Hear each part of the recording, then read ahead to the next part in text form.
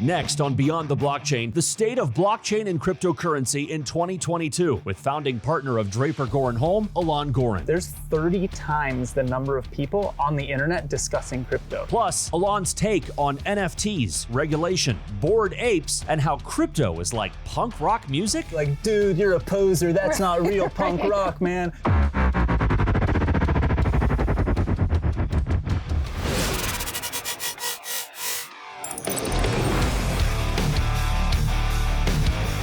Alon Goren is the founder of venture blockchain studio Draper Holm. He's also the co-founder of the LA Blockchain Summit. Don't worry if you missed this year's summit. He's here to break it all down for us. This year's LA Blockchain Summit, I think it's safe to say that it was a wild success. Yes, it was incredible. We wish that we would have gotten to be back at the LA Convention Center again, but that'll happen next year.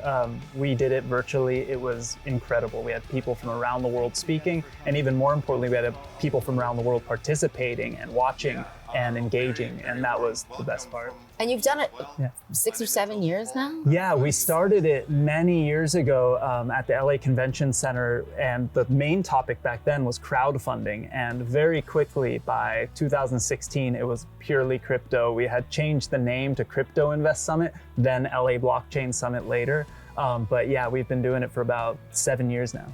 And do you notice the numbers obviously growing as more and more people become aware about crypto and blockchain? The numbers have not only grown over time, but even just the last 2 years since COVID and everything, we actually were crunching the numbers. We're big fans of Lunar Crush, one of our portfolio companies. We were looking at the numbers, and from the last time we had our in-person event to today, there's 30 times the number of people on the internet discussing crypto. So the space in general is just blown up over the last 2 years. And so it's exciting to see. I can't wait to get back in person again and go, okay, how big will the 5,000 person in-person conference change to, right? Like, is it gonna be 20,000 people? Is it gonna be 5,000 people, but just different people, different types? It's really fun to see how it's growing. And it's growing so exponentially. Like you said, you changed the name from crypto to blockchain because now it's really this umbrella for so many different areas in the space, right? Exactly, and our conference too was always really, we tried to be professional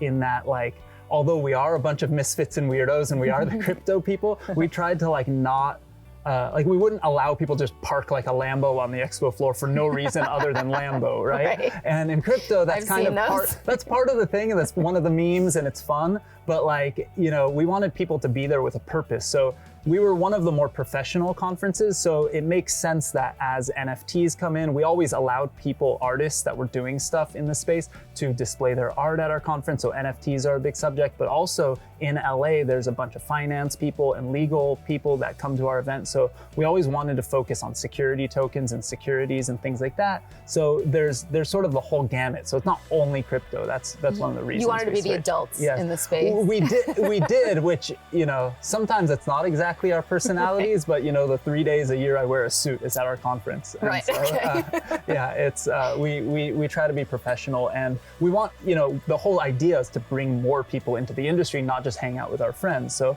to bring more professional people into the industry, we have to act that way and treat the industry a little more mature than it is, maybe. Well, that's why it's so great, because, you know, at your conference you have, like you brought up, the NFT space where you have people selling apes and pineapples and whatever, and then you have securities and you have people from the SEC explaining regulatory stuff. I mean, you really run the gamut.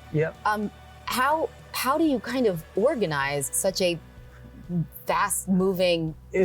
What's really funny is so much of it is last minute because of our industry. One, whether we want to or not, people don't respond till the last minute. We don't know what's going on till the last minute, and out of necessity. But the thing that's crazy is until about 2 years ago, the whole event was organized by just Joseph and I, just my partner and I. Wow. And every other person that was working at the event was like a contractor for like the last 2 weeks. Right? And so we sold every sponsorship, we invited every speaker, we did everything. And only in the last 2 years, and even just about 6 months ago, maybe a little longer, we hired Matt on our team, who we stole from Disney to be our director of events. And now since then, he's actually become our COO because he's been great. And only then did we actually start bringing in outside people to help us organize the events, because it was also the personal hands-on part of it is was really valuable to us. That's where we found companies to invest in. That's where we found co-investors. And the evolution of what we've done sort of went from us just organizing a conference because we love the space to, oh wow, we could use this conference to actually make this our full-time job. Yeah. And so that's what exciting. helped us dive into this really deeply. One of the biggest themes in the conference, but in general, obviously everybody is looking toward 2022 and what is the landscape going to look like? And you had so many speakers talk about what the future will hold, the near future.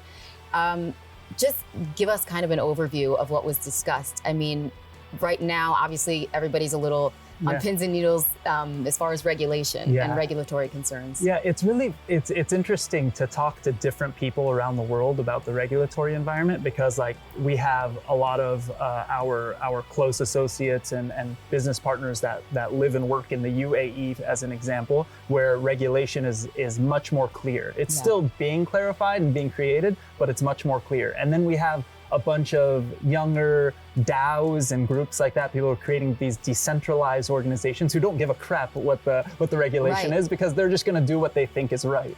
And then there's people like us that are in the United States that have families and can't break the rules because we've chosen to live here and we don't want to go to jail. And there's certain things you have to do. Seems like a smart business and then move. there's the whole spectrum of everywhere else around the world. And a big topic always is U.S. regulation. We had the former SEC chair speak. Right. We had a current SEC chair speak, and then we learned from them. We always have Hester Peirce speak, and she's amazing. People call her the crypto mom, and she kind of brings a voice of reason to the crypto space and to the SEC. But at the end of the day, it's really unclear and it's really tough for Americans. And for the first time ever, we're seeing Americans actually leave. Like you've seen this probably your whole life. I've seen it my whole life, where everyone's like, if this person wins the election, I'm moving to Canada. Or if this thing happens, I'm going to Europe. And it's all BS, right? It's all of our friends just like, maybe like letting off some steam. But in the crypto space, it is the first time ever where I'm actually meeting Americans, and when you ask them where they are, they're in Singapore, they're in Dubai, they're in Thailand, they're in Switzerland, they're in just outside of the US on purpose because they're scared of crypto regulation. They're not doing anything wrong. They're not like pushing the envelope in terms of anything anyone should be worried about. But the US regulation is written a certain way, and it's the uncertainty that's pushing them out.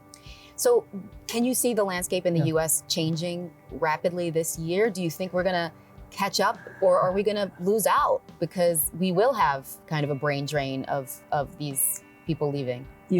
I think that we will probably we are losing out already, and we will lose out some more. But I'm confident in the US's ability to always innovate and get better, and I hope that it's founded confidence or whatever, because I was raised by immigrants in this country, and they came here because it was a better place to live, and I believe that, and I still think it's a better place to live than most of the world. But with technology and with sort of the borders becoming less important, at least, right? You're realizing you could live other places and still live a really, really great life, and maybe even a better life, I don't know. But I think that there is opportunity still here, and I love living here, and I'm gonna always live here.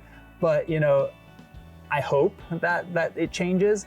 But you see things, and I try not to go into too many specifics, but at least one specific government representative you see for local here in Southern California, Brad Sherman, who talks against crypto all the time. And most of what he says is not true. No, I don't think he fully understands. No, I think that politicians fall into two categories, and I think I stole this from some comedian, I don't remember what, they always would say about politicians, they call them stupid or liars. I don't think he's stupid, because I don't think he'd be in the position he is until now. So I think he knows he's lying. He knows he's not being genuine. But if you look at who pays for him to be in office, it's the largest financial institutions in the world. So who pays his paycheck, right? So we look at that, but he's the head of the Investor Protections Committee. And he's not protecting anyone. He's actually hurting the American public by not allowing them to participate, or telling them they shouldn't participate in something that could be life-changing for them. And I don't think that that's fair, and I don't think that that's right. And on the politics spectrum, I probably agree with him on most other things. Right. But it doesn't matter, right? Like what's true and what's not is just not okay. Let's talk about that for a minute. The idea that, institutions are obviously waking up and they're seeing there's a lot of money that's left on the table, and they are trying to participate in some way. How do you see institutions getting into the crypto game? To me, institutions are like a double-edged sword, because I still internally am that like punk rock anarchist kid who like wants to just say like F the system and whatever, and like we shouldn't even like care what they do. You don't want the man involved. But at the same time, we can see what the man can do in terms of public participation. They can scare people. They can write laws that scare me from doing what I think is right. And that's not okay. So you do want the institutions to participate. And, from that perspective at least, and as an industry, if I want it to mature, if I want the technology to be used in the ways I want it to be used, some of the banks are going to have to adopt it, and it needs to be done. So I think the regulatory uncertainty is getting in the way, but I think that at a minimum, the cat is out of the bag with Bitcoin and Ethereum. And if the world's largest financial institutions are literally looking at Canada to create an ETF because the US won't let them, it's a game over, right? Because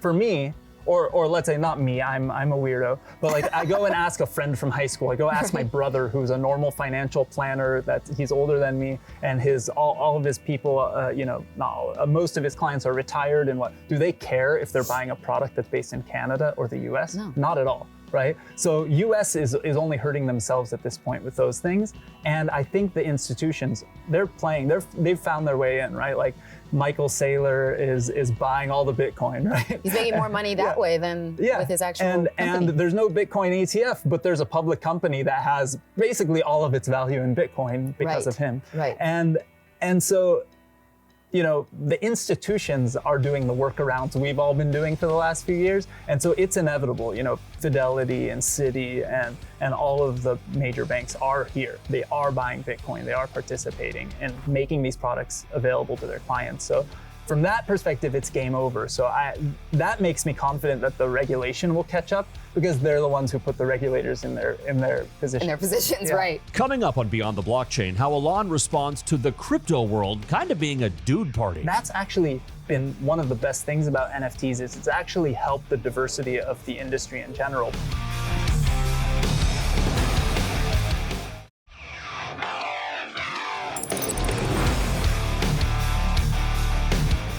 The other theme, I guess, would be looking ahead, how you get the average investor involved, because it's still quite daunting, right? I mean, Coinbase came out and that made it so user-friendly, and so a lot of people jumped on board that otherwise probably wouldn't be investing in crypto.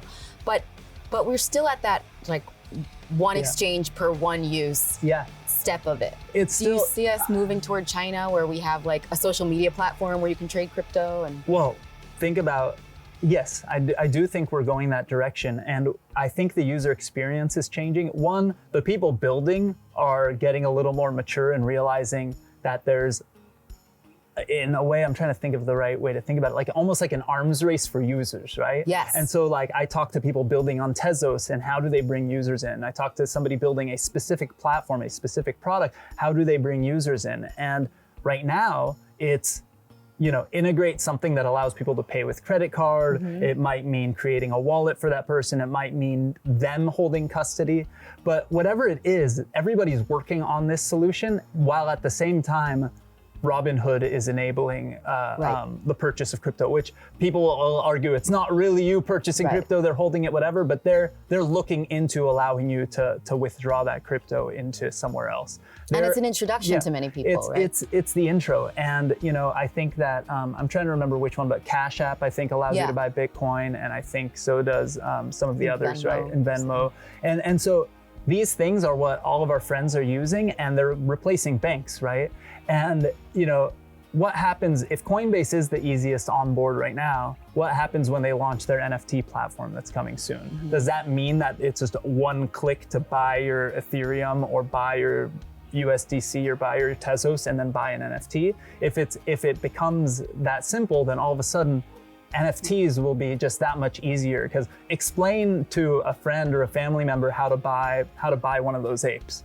Right. Like, first you go to Coinbase or Gemini or one of these places. Yeah, Yeah. You buy Ethereum. Wait, what's Ethereum? Then you need this thing called MetaMask or a different wallet. You probably want MetaMask, but write down all the words on a piece of paper somewhere and put it in a safe. And it's like, what? Like it's just so confusing to almost every single person. It doesn't make sense. But to someone like you, my question is, don't you like it that way? Because it keeps out a lot of people, it right? does. I mean, because it's so confusing, it's almost like this small little club. Well, it reminds me of like when I was a teenager and like your friend is like, I like punk rock. I just bought this Blink-182 album. And you're like, dude, you're a poser. That's not real punk rock, man. You got to listen to Bad Religion or Black Flag. And it's like these silly conversations you have, and then as you grow up, you realize like, oh, that was like their gateway drug. They found out about Green Day. Yeah. They listened to the album. They started researching it on the early days of the internet, right? When like you couldn't really find stuff that easily, and they saw a flyer that Green Day opened up for a band called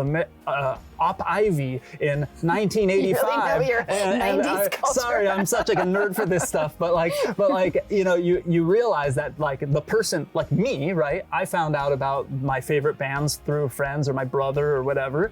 But other people, they find out about it because of that one that was on TV or the one that was on the radio, and then it sucked them in. So you want people to like that. That's where I flipped my feelings about Dogecoin and the meme coin stuff, because like I don't love it, but I think it's funny. But I also don't want like my cousins or my family members to get into crypto because of Dogecoin. Right. But if they do, it's like this gateway, because the next day they're like, well, I should own some Bitcoin if I'm gonna goof around with this crazy crap. And then all of a sudden they start getting into it, or they find out about Bored Apes because of Bored Ape getting some media attention, or CryptoPunks or whatever, and then they go, oh, well, what's the next one gonna be? And they start diving in, and a certain percentage are gonna become the nerds like me, right? That's like their gateway into it. And so like the walled garden is fun for like a small community, a small amount of time, but if we want it to become our full-time jobs, if I want all my friends to, eat lunch tomorrow, then I need this space to grow. Right. And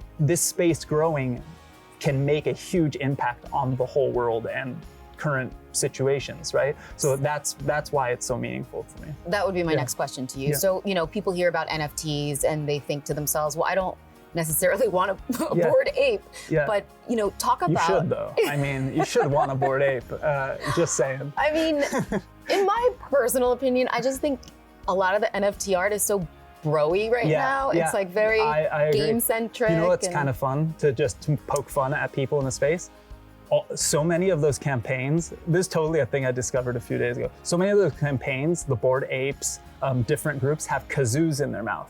All of their kazoos are in their mouth backwards. The artist who originally did it didn't know which side the kazoo you were supposed to blow in. Really? And there are NFTs that are worth hundreds of thousands of dollars with backwards kazoos. Because the artist never played the kazoo. Yeah, exactly. Interesting. That's a fun fact for all these random fact. Sorry, but it's fun to make fun of these things. But when you talk about on a macro level. Yeah.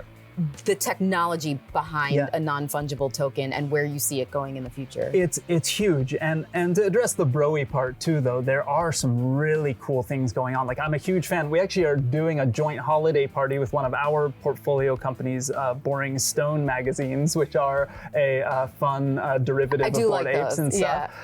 And the Fame Lady Squad community. So the Fame Lady Squad community was this funny thing because a bunch of Russian dudes thought, oh, people really want NFTs made by women, so we're gonna pretend to be women and we're gonna create these NFTs. And the blew up, and it was this huge thing.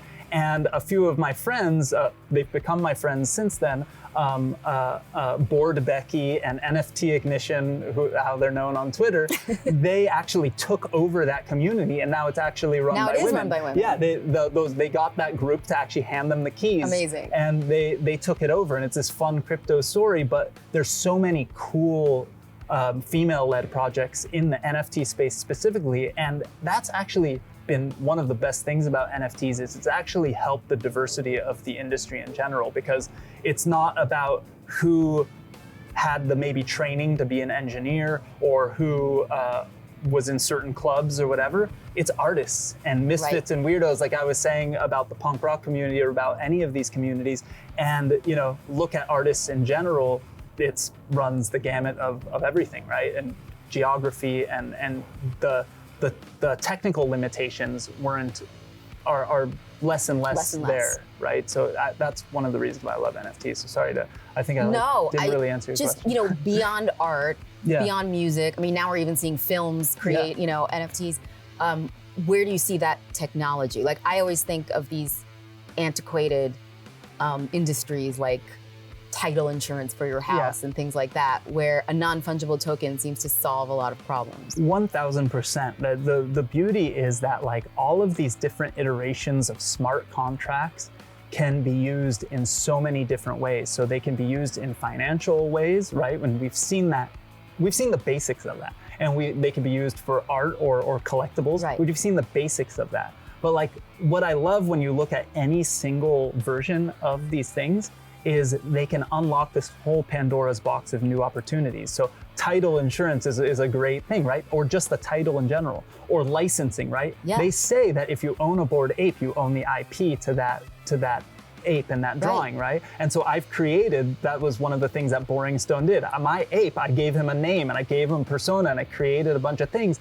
It wasn't to just like goof around, which is part of it. Fun, yeah. It's super fun to have this ape named Punk Ape Strong and goof around and have this fun. But what's more interesting is like, one day if I sell my ape, is it because of the rarity levels of him having the pair of glasses that look kind of like mine or the striped shirt or the whatever? Or is it because he actually has licensing deals for his rights? And how is that going to be tracked in the future? And how is that going to work?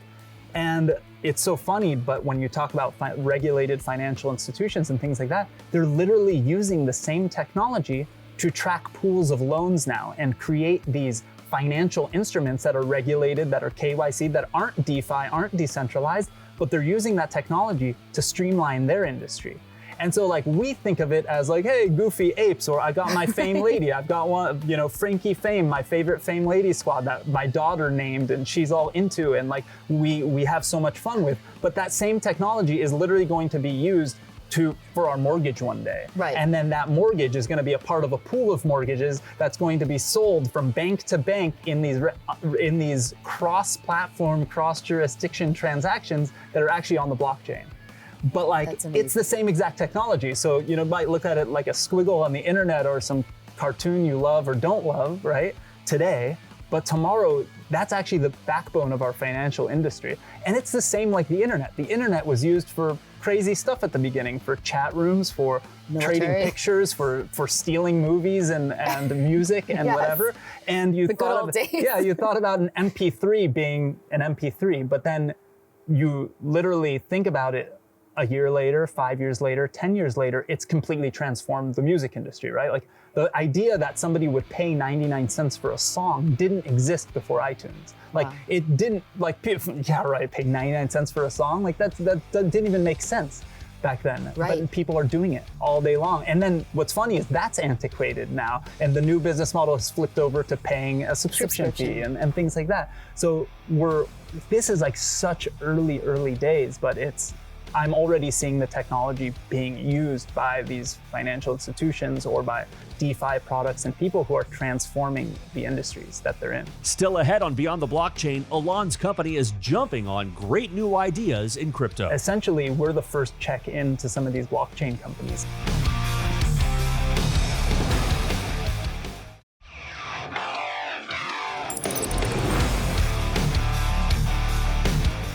Draper Goren Holm is an investment company, right? Where you find these companies really in the very, very beginning. Some are just like an idea. Yeah, we're known for being insanely early, and that's where the conference comes into what we do. So when we first started the conference, we'd start meeting these entrepreneurs, and we were having these conversations like, man, if I had money, I'd be backing that guy. And we were just, a bunch of techies that were doing this conference just for fun, but we were meeting these amazing companies and these amazing people, more importantly, before they ever launched. And so we decided to start making those investments, start doing deals with these companies. And over time, it became DGH, Draper Goren Holm. And what we do is we write the first check into some of these companies. Sometimes it is just an idea. It has to be a little more these days because it's so easy to get things off the ground. So we need to see that people can execute. But essentially, we're the first check into some of these blockchain companies. And what do you look for in a blockchain company? Because there's so many, and it's tough to know what's going to float. Yeah, you know, what we basically start with the team. The team is the most important part, especially at that very early stage, and that they're attacking and addressing a problem we believe is a real problem. Everything else we know will completely change between now and 2 months from now and 6 months from now and a year from now, because the space is growing so fast, the industry moves so fast, and that's just the nature of early stage startups. So we just want to see that they're able to execute, see that they're the right team to do it, and that we get along. We have these conversations too, because we're so early, that we go, you know, what value are we bringing to the table for this team? And if it's somebody who's brilliant, but they're doing something we don't know how to help them with, we don't do the deal. It's one of those things that if it's in our wheelhouse, mine and Joseph's wheelhouse, we then double down on these companies and really spend time with them.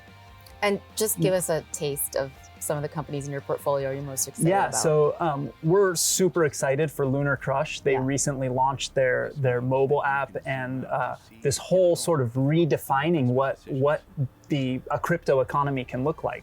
You know, if you look at their product, I'm a huge super fan. I'm in love, and that's why we worked with them and stuff. But if you look at their product, the data is incredible. What you can get out of it is incredible, especially if you're a crypto trader.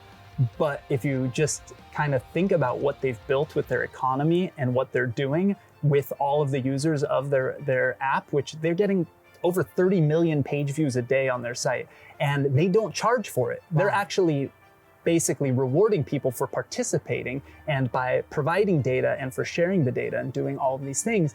And so it's completely redefining what the business model looks like. It's like taking what Brave did with the basic attention token and putting it on steroids. And so I'm absolutely loving that. But we also have a bunch of great portfolio companies building NFT platforms like Superworld or Calamint on Tezos, and Boring Stone, which I mentioned earlier. And